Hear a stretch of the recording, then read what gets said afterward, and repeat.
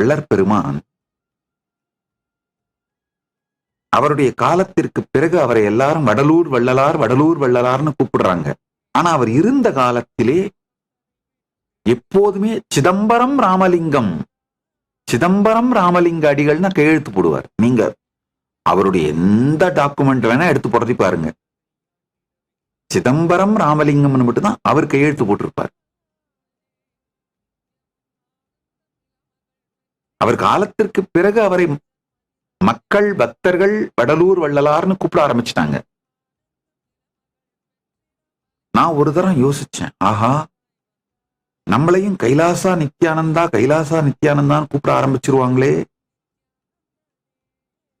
பெருமான் உடனே சொன்னார், இல்லப்பா கவலைப்படாத, அதனாலதான் உனக்கு இயற்பெயரிலேயே அப்பா பேர் அருணாச்சலம், அப்பாவினுடைய அப்பா தகப்பனாருடைய தகப்பனார் பாட்டனார் பெயர் அண்ணாமலை, அண்ணாமலை அருணாச்சலம், இந்த 2 வார்த்தையையும் என் பெயரில் இருந்து பிரிக்கவே முடியாதபடி இயற்பெயரிலேயே இதை இணைத்து வைத்து விட்டார். அதனால பெருமான் கொடுத்த பெருவரம்.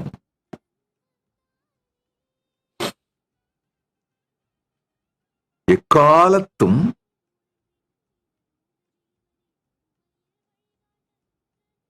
அண்ணாமலை அருணாச்சலம் நித்யானந்தாங்கிறது தான் நிரந்தரமாக இருக்கும், அதை மாற்ற முடியாது.